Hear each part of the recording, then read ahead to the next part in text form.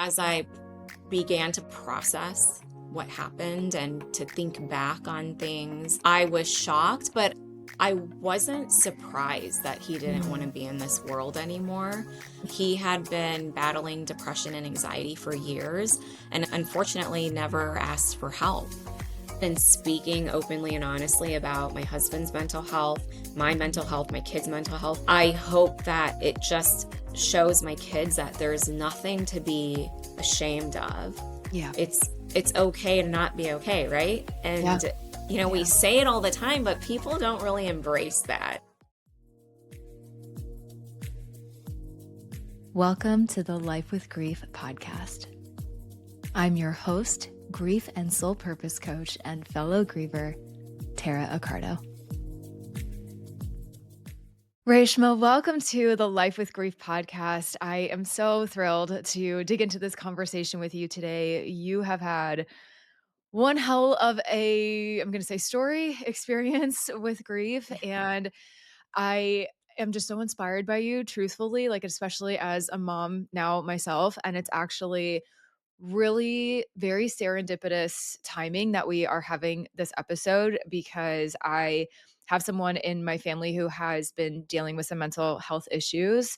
I will not go into detail, but it has gotten very, very dark. And so I just really, I don't know, I just appreciate your openness and willingness to talk about, your situation, your husband and everything that you've been through, because I think there's a lot of people that whether it has affected them really directly or kind of like your family member or friend, someone who knows someone, like it's not talked about enough and it can be very uncomfortable, but all the more reason that we need to hold space and talk about it. So I'm just so excited to get into this with you today.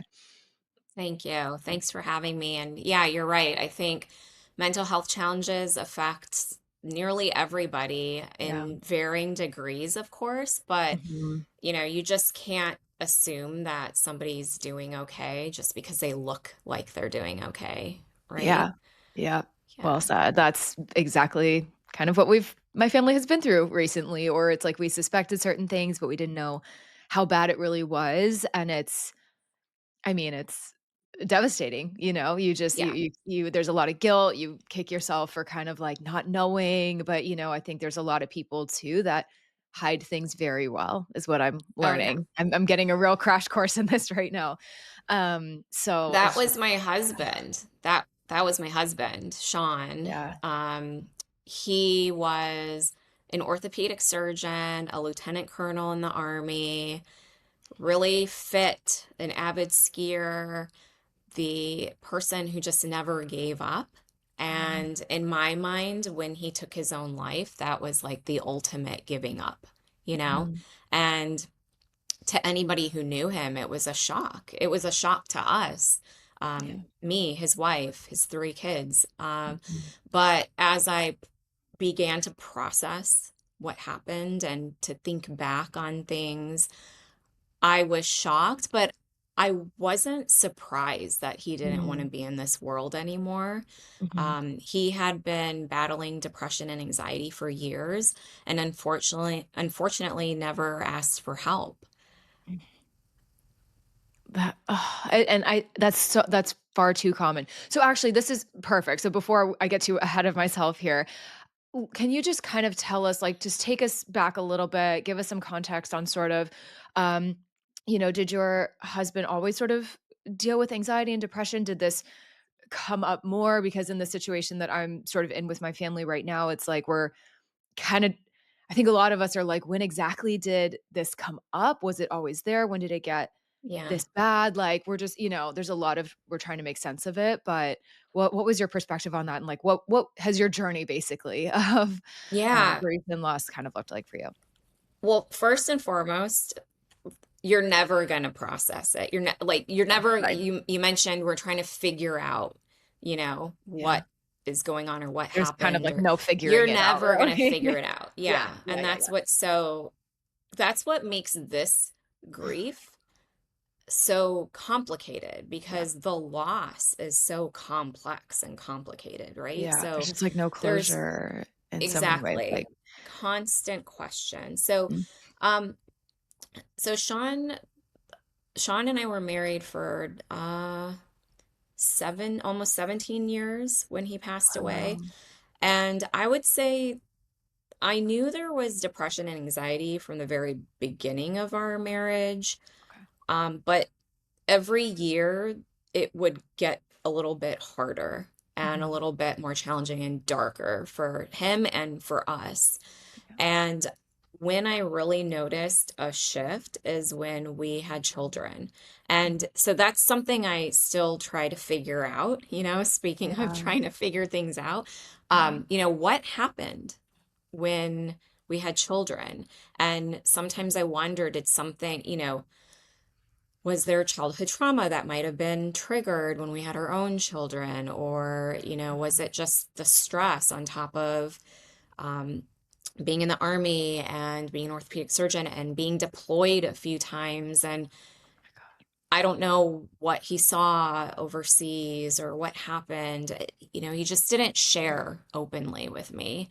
Yeah. I don't think he shared openly with anybody. Mhm. And so every year there'd be what I called a downward cycle for him. And it'd be 1 to 2 months of really tough times. And, we hit it from the outside world, but we worked through it in our house. And it really just involved him letting everything out on me and me supporting him and serving as a therapist. And I'm not a Yeah. therapist. Yeah. And we would get through that month or two and he would be fine. And the good times were great. Mhm. And during those times, I would reflect and remind him and encourage him to go get help.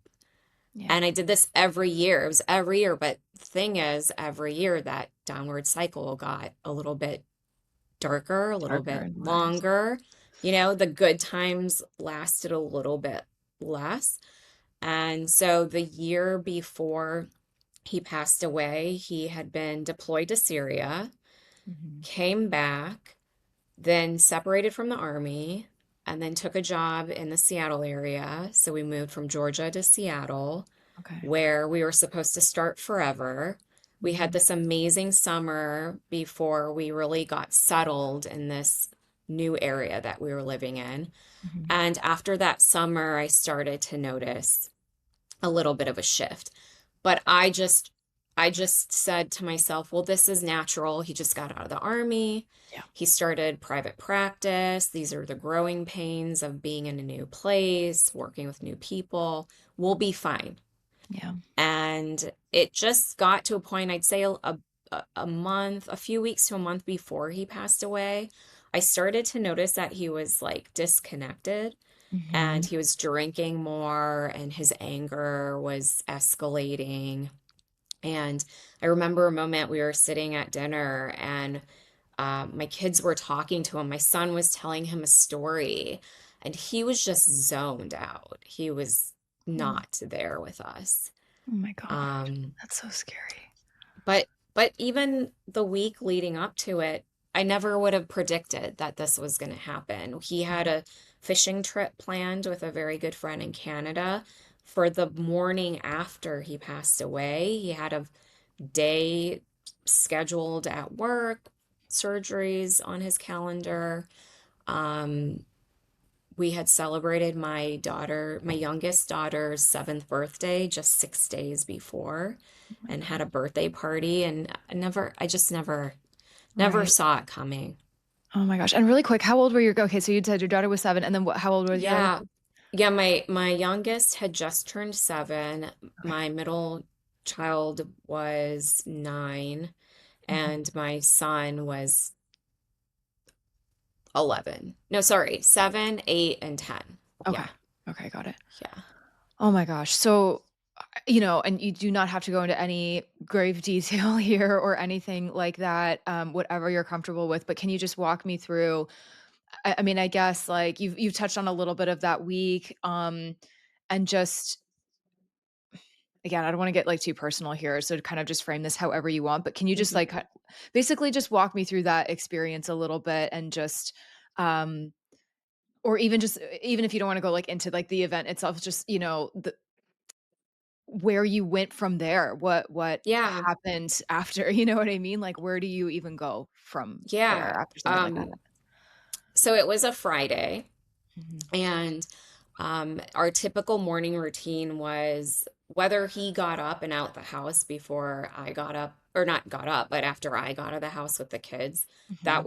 That varied, but Okay. that particular Friday, I got up, he was still in bed, and I went downstairs to get the kids ready for school. It was picture day that day, and so they were Mhm. excited. They got ready.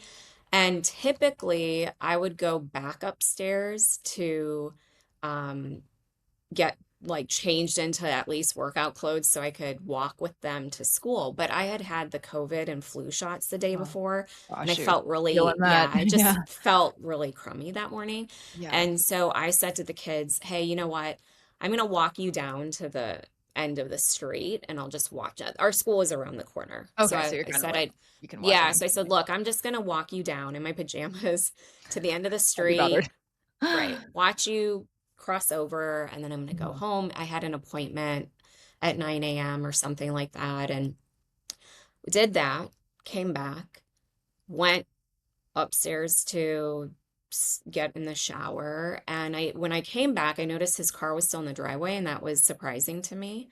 Okay. And I couldn't get into the room. He had locked the door. And so Okay. um yeah, I had Okay. to Okay. pry Yeah. myself into the door. I had to Oh my unlock the door and get in there. And so I found him. you did, okay. Yeah. And like couldn't even enter. I mean, I took a Right. few steps and then I knew, right? Yeah, And yeah. so backed Okay. out and called 911 Mhm. and had like this team of people come. And we had just moved there. Yeah. He had been there in Bellevue, Washington since January working, but the kids and I were still in Augusta, Okay. Georgia, finishing the school year. So we had only Right. reunited with him that summer, Oh. and school had just started at the Mhm. beginning of September. So I just sat with this team of officers, and a Yeah. volunteer chaplain came to the home and sat with me and Oh, I just got encouraged me to chills. Oh my call god. family. And yeah, we just went through the whole process of, I had to answer questions, and we had to Mhm. get teams over to like remove his body and clean up. And Yeah. um yeah, I just don't even think I was in my body. I was gonna say, I can only begin to imagine, like, the state of shock and just utter, like, "Is this even my life?" kind of Yeah. that you were in. I mean, Yeah. And my parents and my brother were in California. I'm in California okay, now so to that's be a little closer. right. And my parents were supposed to come to our home the very next day Oh my to god. stay with me for a week while he was on that fishing Well, he's trip. gonna go And on the so, trip. Okay, got it. Th yeah. I 'cause So, that was gonna be one of my next questions was, like, please tell me you had some support that could it was either around or could at least get to you quickly, so I'm yeah, sorry. If on nothing that else, I'm sorry to day, hear that. right. On that day, I had a cousin not too far away who I did end up calling after encouragement from the police officers because I didn't want to call anybody. I mean, Yeah, believe it or not, even in that moment, I think we all do this. yeah. In that moment when I desperately needed someone, I didn't want to put anyone out. I felt bad I'm so guilty of that calling too. my Yeah. cousin and having him clear his day and come and sit with Mhm. me. Yeah. Um, and so yeah, we went through the day, and this chaplain who came to my home was a blessing. He guided me through the whole day. And the best advice he gave Angel. me, yeah, the best advice he gave me was to tell my kids the truth. And he walked me through that. He asked me what their normal afternoon routine is. And I told him that they walk home, and, they walk home on their own, and I'm here when they come home. And so we had them do that. Okay. And he then said, when they come home, I will When they come home, you're going to introduce them to me. And I Mhm. said, well, what do I tell them? What am I Yeah. supposed to tell them? What do And you he said, even right. And he said, you're going to tell them that their dad died. And I said, but actually, he said, you're not going to tell them anything. I'm going to tell them that their dad died. And I said, but I'm their mom. And as Yeah. moms, we Yeah. expect and want to be the one who tells them the thing, fixes the thing, and gets them through the thing, right? Yeah. Yeah. And he said, if you tell them, they're going to forever remember that you were the one who gave them the most The devastating news of worst their news of their lives. life. Yeah. Yeah. If I tell them I'm just that man who was at their house that one day and that they never saw again. Oof. And so then I'm like, okay, fine. We're going to Convinced. tell them Okay. that their dad died, right? Yeah. But how Yeah. did he die, right? Right. What are we going to tell them? And meanwhile, I had family on the phone from afar telling me things like, just say he passed away in his sleep, you know, tell them that he had a heart attack or Yeah. It's like something. at least for Don't now say until they could, like, suicide. understand or something maybe, Yeah. like, I get that, I do, Yeah. like And so the chaplain said, you're going to tell them that he took his own life. And I just looked at him in shock. And at that time, I'm Mm. thinking, how many years of damage are we about to put on these kids, you Right. know? Yeah. And he said, what you tell them today, years from now, you can never unring that bell. Mhm. And so that's what we did. They came in, I introduced them to the chaplain, and I said, we're going to sit down and talk. And he told them, and I was just there to support them. By then, my cousin had come. So there were at least two of us in the family to support them. Yeah. And now, almost 2.5 years later, I have no regrets. I have not once Um, regretted um, telling them the truth, sharing every detail with them. I've been nothing but honest with them about that day, what I experienced, their dad's mental health. yeah. And I wouldn't be here today talking to you Mhm. or raising awareness, sharing my story on social media, helping other people if I had not told them the truth because they see what I'm doing and Yeah. they're proud of it and they want to be a part of it now. And I think that's so Aw. amazing. Oh my god, they almost feel like I'm gonna use the word empowered, and I don't mean that in, like, a slimy way, but it's just like, no, No, it's we're owning it. We're not trying yeah, to say it's something it's not or whatever, and I think so many that is so brave what you did with the help of this incredible chaplain, it sounds like, because there's a lot of I think there's a lot of and I am not like a specialized person in like child's grief or anything like that, so I really can't speak to it very well. But I think there are a lot of people that want to sugarcoat that, that just want to protect their little heart and their little souls, and I totally get that. But I do hear more and more as I work in this grief space as well that like it is actually best to be honest. it Because is. and then especially it's like you almost have to think like what I have no better way of phrasing this, but, like, almost like what damage could have been done later on if you had, like, evaded the truth in that moment and then been like, "Oh, just kidding. This is actually how it happened." It's like, would that have re-traumatized them? Would that Oh, have yeah. you know what I mean? And like, not that your kids might not have understood, or one day would, like, "Oh, mom was just trying to protect me." But, like, there's just something to be said about just, unfortunately introducing them to that darkness that life can have and Yeah. bring to people, that early, but oh my god, 7, like, oh, Yeah. I just Well, I I think ugh, it's been very important in just giving them a safe space to even now talk about their mhm, own mental health and process mhm, their own grief, trauma, and mental health challenges because yeah, we've had them. We've had them individually in the last 2.5 years. We've had them as a family. Some of, my kids are going through different things, Mhm. and at different intensity levels. But Right. all of us have anxiety. And I saw recently, you just talked about Yeah. grief and anxiety being intertwined, and It's it's so so real. true. Yeah. We all have varying levels of anxiety right now. Mhm. Um, my son had depression when we first moved here to California. Mhm. And if I had not been honest about this, and if I had not been honest with them about their dad's mental health, Yeah. we would not have such open and honest conversations now. And that's Mhm. something that I truly, truly value. The fact that my son can come and tell me, Mom, I'm not feeling good. Yeah. I'm having a hard time sleeping, or I'm really Oh, stressed. Or my youngest can say, you know, I feel anxiety in my body, yeah.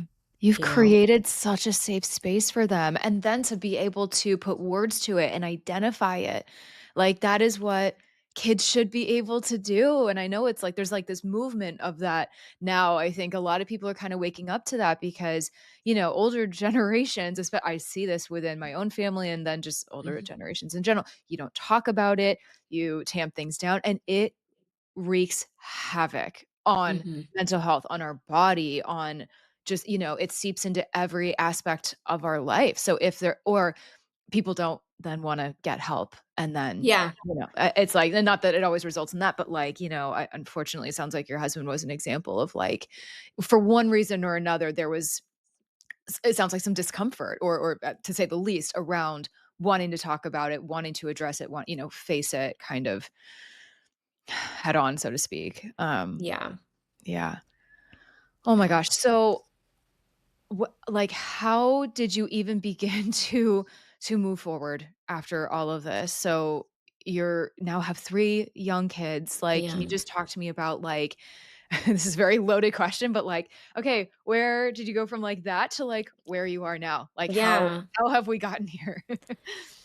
Well, that has definitely been the hardest part of this journey for me, just Yeah. learning how to take care of myself, Mhm. honor and process my own grief while taking care of 3 kids who are also grieving and in very different ways.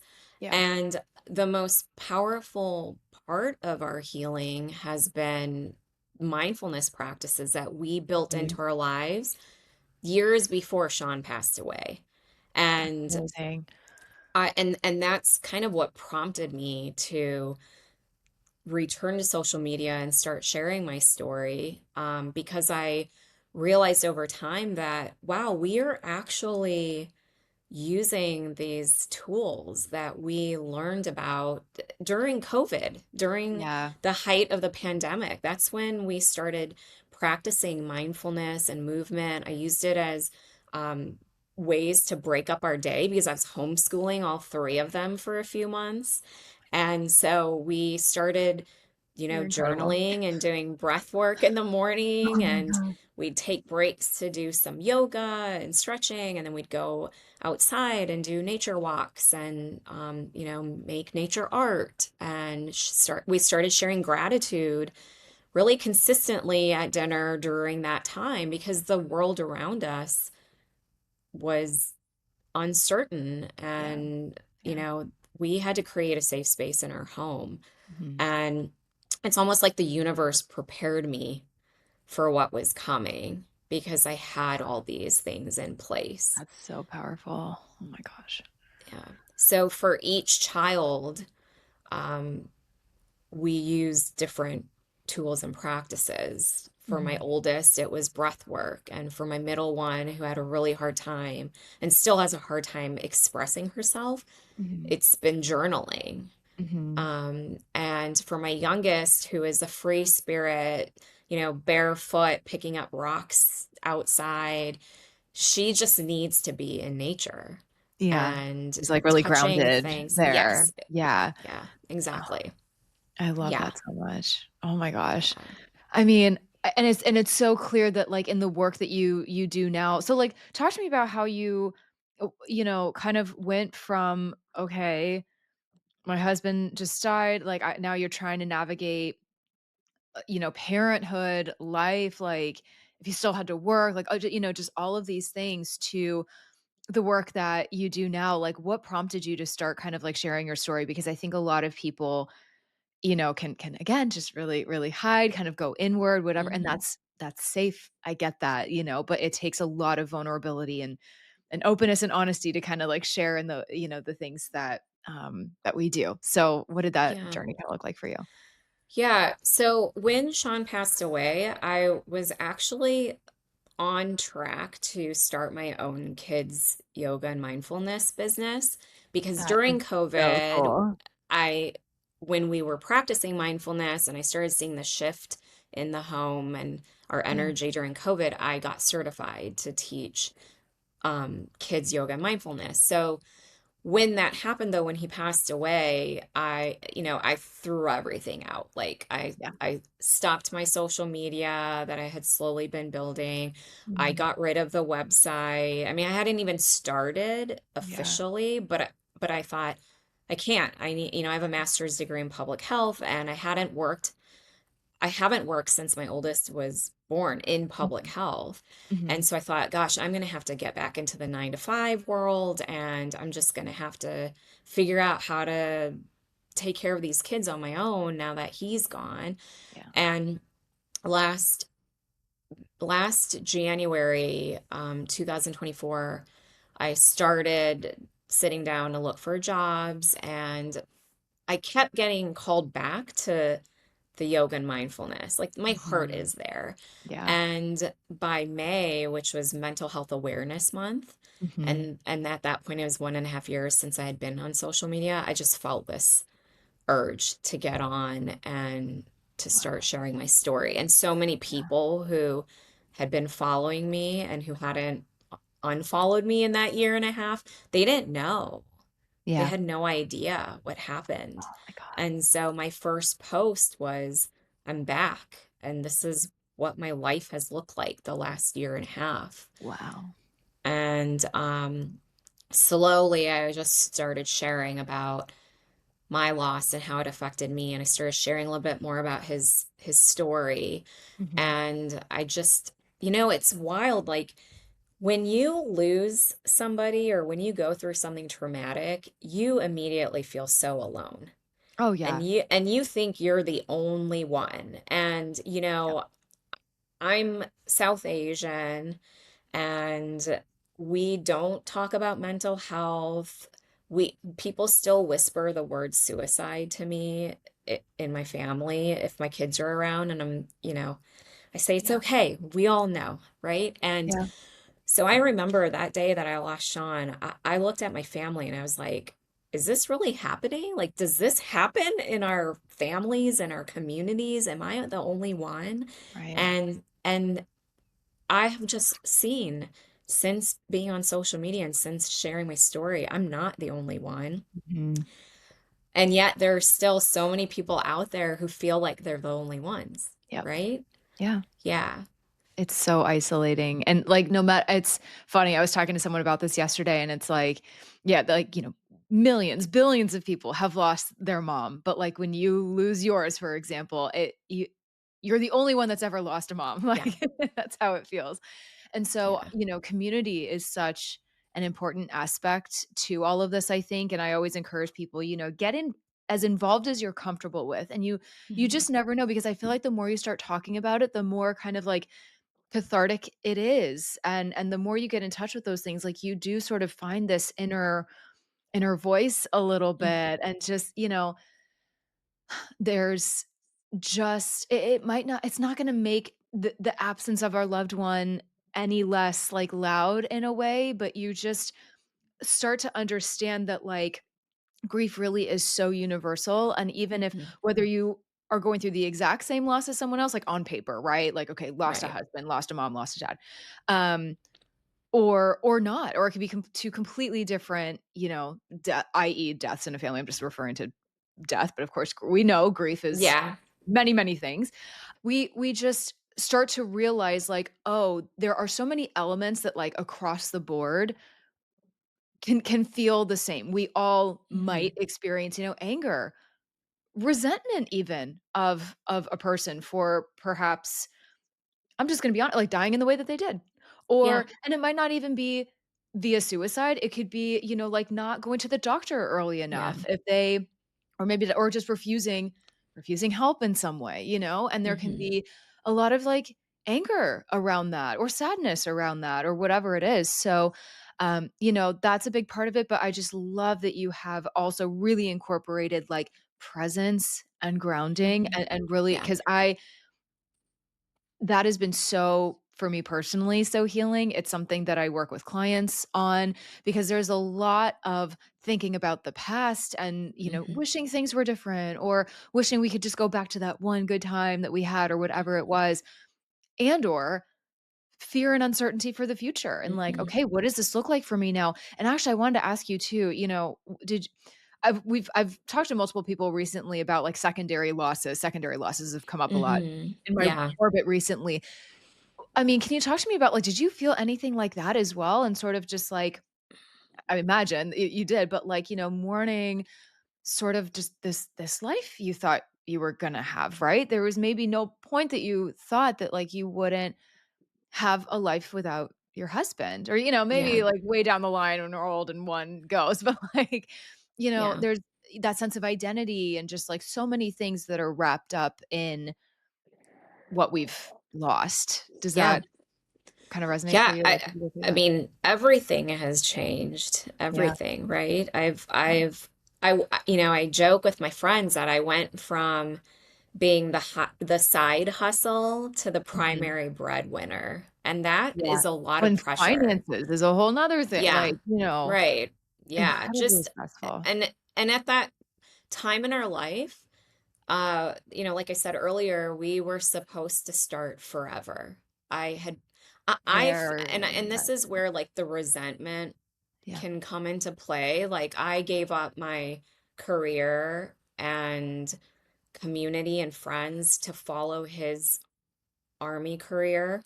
yeah. And um I stayed at home with the kids, and I had put in, like I say, I put in the work for Mhm. those meant 16 years.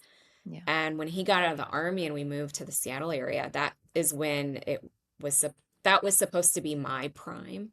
That was yeah, supposed to be my time to really reap the rewards of putting in all that work and sacrificing to mhm. support him. And so, yeah, that plays into identity loss. And Yeah, there's so many other things. And I'm sure you can relate. Like, you know, I'm a widow now. Like that, yeah, I hated that word the first yeah, year. I hated checking widow. I hated telling someone I'm a widow. I just hated that word widow because yeah, you just don't, being so young, you associate that with something very different. yeah. And then to fall into that category Mm, overnight in just a moment, it's really hard to yeah, accept. yeah. I mean, all of it. Yeah, and that's why I was like, thank you so much for kind of sharing too, like how you've, managed to. I'm certainly not going to say come out of it, but like you've been able to like move through the last, what was 2.5 years, I think you said. Almost 2.5, yeah. Yeah, and just, rebuild. I think people need to hear these stories of like, it's not an easy road. It is not an easy Mm-mm. process by any stretch of the imagination. Mhm. But those little glimpses of hope, they're there. Like it's possible. And you can create something from it. And I always laugh with like a lot of the guests I have, a lot of people here are somehow in the grief space, or they've like, they've written a book or they've done something, or, Mm. kind of created something with the grief specifically. But you don't have to go and have a career in grief and loss or whatever, to Yeah. tap into something that, is kind of like your soul's purpose. It's rediscovering what life looks like and means for us now in whatever way we feel called to do that. And for you, I think it's no accident that you kept getting led back to, the kids yoga and the Mhm. mindfulness and all of that, which I think is amazing. And there's a space in the world where it's needed, and it's needed from you because you have such a unique perspective on it that, someone else teaching yoga and mindfulness to kids might not have, and you've really Mhm. implemented it, in your life, in your kids' life, and they're, I have no doubt, so much more healthier and well-rounded and everything for it, because like I said, you're Thank giving you. them a safe space. No, you sound like such an incredible mom. Oh my god. I Oh, mean, really, thanks. I'm I so really it's, like, appreciate almost, that. like, brings me to tears because, like, we need our kids need more, and they deserve Yeah. that safe space, and it's like when you are especially are in this type of work, like, you realize how many aren't getting Yeah. that, and it's sad, and it's a little scary. Yeah. So, And just to hold I space. think that that's my why. Like Yeah. my why is my kids. I Mhm. don't want any one of my 3 kids to ever be in a place that their dad was in and feel Mhm. like they have Mhm. no other options. Yeah. I just don't want that. And so even in speaking openly and honestly about my husband's mental health, my Mhm. mental health, my kids' mental health, I hope that it just shows my kids that there's nothing to be ashamed of. Yeah. It's okay to not be okay, right? Yeah. And we Yeah. say it all the time, but people don't really embrace that. No, they don't. It's so easy to say it, but still we just haven't gotten to a place yet where Yeah. people feel comfortable in sharing Mhm. about their struggles. Yeah. Yeah. I, again, can relate in my own way. It is honestly so crazy we're having this conversation when we are, because everything that has kind of been going on in my personal life with the situation that I'm in, and, someone close to me going through this, like, literally just all happened in this last week, and it was very scary. It was, like, gonna go in that direction from, like, if things hadn't gotten better and intervening didn't happen when it did. Um, And and I'm so so sorry to hear that. thank you. I mean, we're just lucky. I don't know. I mean, Yeah. you just don't, that's the scary part. You never know. We don't know if Yeah. they really would have, taken things to Right. another level. I'm trying to put this Yeah. in a very PC way. Um, and I'm also this is like such a great example of like trying to verbalize it and like say things in a PC way. Like I get it now. Like you really, it's hard to verbalize and you like almost don't even want to say it out loud. Yeah. It's Yeah. very jarring. And it's very scary. It's almost like I literally almost have these moments where I'm like, I don't even want to say because I don't want to put it out there into the universe. Like I don't even want, you know Yeah. what I mean? It's like it's so crazy. And it's hard to wrap your head around. And even if you are aware that they are struggling with it, which it sounds like, you were to an extent with your husband. It's like it is very scary because like we were saying earlier, like you truly don't know. You don't know the depths of it. And Mhm. so it's like, for me this was a big wake-up call, like check in on people if Mhm. there's a little bit of like self-isolation going on, like, kind of don't sleep on some of these things, at least not as Yeah. much as we maybe like were at one point. And, ultimately like, yes, they do need to want the help and to get the help and be open to help, and in my situation, thankfully, that is the case, but, like, you know, in other cases, i.e. yours, Yeah. like, it's not, and, like Mhm. and really quick, and I as we kinda start wrapping up, but I was just curious, like, did Sean ever like, was he really like, "Nope, no therapy, it's just no, no, no, no, no," or was there any glimpse of ever kind of wanting help or No, trying no, the denial closest he even? I yeah, mean no, it was no, no, and, wow. I remember he made a comment to me once, "I'm a lieutenant colonel in the Army and an orthopedic surgeon. I think I'm okay." And I said, Really? "Says who?" Yeah. Yeah. I don't agree. I think, and I would hear some Mm. things about his upbringing and his childhood, and I'd say to him, "Are you okay?" Yeah. Like hearing those stories, because I grew up in a very loving home, very Mhm. connected. My dad, even being a South Asian man of that generation, he's Yeah, 76, very in touch with his emotions, that's allowed us to amazing. cry, really like Oh, tapped into feelings. And so that's I would great. hear things about Sean's childhood and I would say, I don't think that's normal. Or, Yeah. I think there might be something here that you want to talk to somebody about. And the Mhm. the closest we got to therapy was marriage counseling. There was one Okay. year where he was deployed, and while he was deployed, I said, when you come back, we have to go to therapy because it just had been a really challenging time. And I Mhm. remember in therapy sessions with the marriage counselor, when we would start talking about his childhood and family, I would think, okay, all right, we're going to get into We're going something to get here and somewhere. this is going to Yeah. help him. But he just had this way of kind of like bypassing it Oh and my god. shifting focus. So, Ugh, yeah, they're it's really clever. hard. It's hard. I mean, you Yeah. can see the signs maybe, Yeah. and you can support and reach out, but, ultimately, it comes down to us, like, each Yeah. of us is in charge of our own happiness. Yeah. Nobody else can really fix that for us. We have to Right. do the hard work. I'm gonna say, like, that motivation, that will, like, has to come from within, it's like it's that expression, you can lead a horse to water, but you can't make it drink, like, Yeah. so, it it's like, as long I feel like in instances like this where it's like, as long as you try your best and you are trying your best to support and you can, like, look back on it every day, "Okay, I tried this, this, and this." They wouldn't do because I think a lot of people deal with guilt and regret over, like, what they Mhm. coulda, woulda, shoulda done. And so Yeah. I always say, it's like all we can do is, like, and certainly didn't make this up, but it's like, all we can do is the next right thing, the next best Yeah. thing, the best thing that we know to do with what we're equipped with at the time. That's the other thing too, is like, I think a lot of people, hindsight's 2020, and when we Mhm. go through a lot, there's so many things I wish I had maybe kind of done differently, said differently, whatever, to my parents in their leading up to their deaths too, but, like, I can't go back and change it, number 1. Mhm. So, like, gotta release that one way or another, Mhm. and I've done a Yeah. lot of work to do that. But I also have had to find a lot of forgiveness for myself and not, I never lost a parent before. I had never Yeah. dealt with anyone with cancer before. I mean, there's so much. So, I always want to remind people, giving ourselves grace because, like, in a lot of situations, like, you don't know what you don't know. Mhm.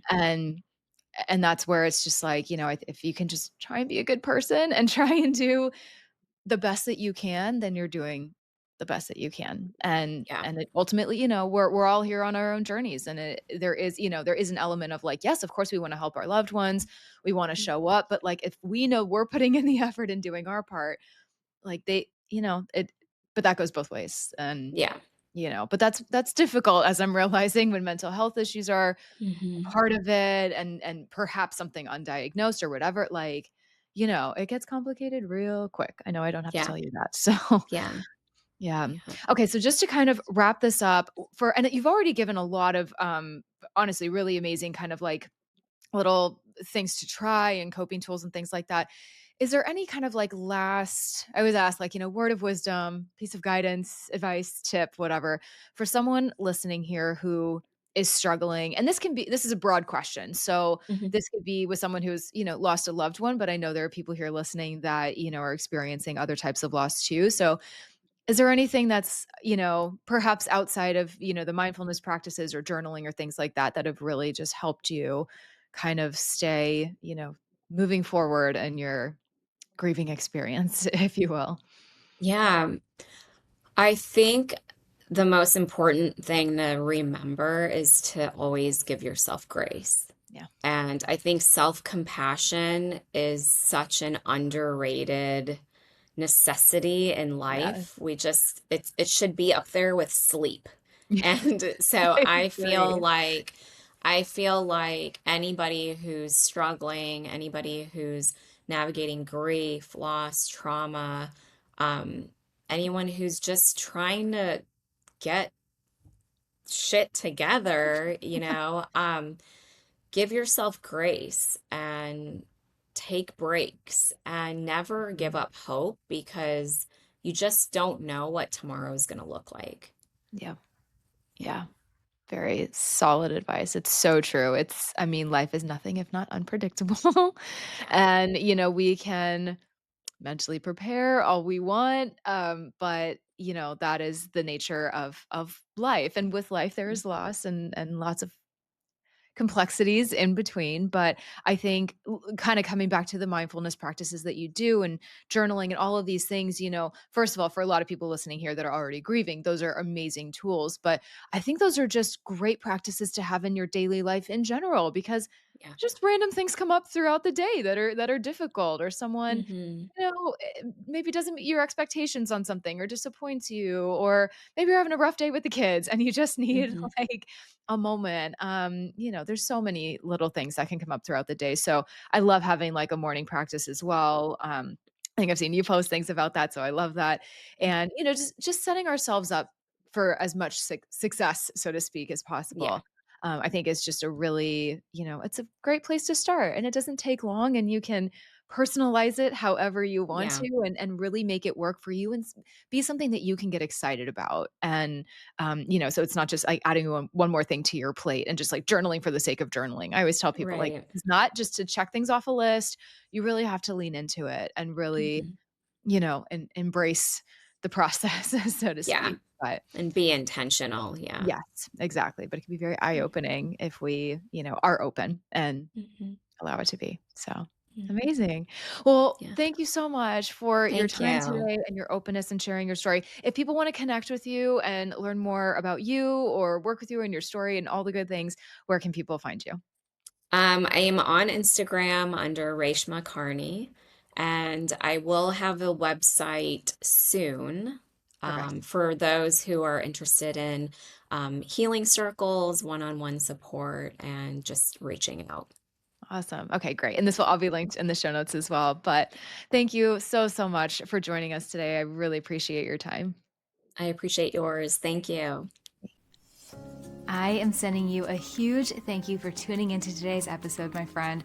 I'm so grateful you're here and for the steps you're taking to heal your heart, open your mind, fulfill your soul, learn, grow, and evolve, and move through this crazy thing called life in big, beautiful, impactful ways. Visit lossesbecomegains.com for my blog, more coping tools, ways to work with me, and so much more.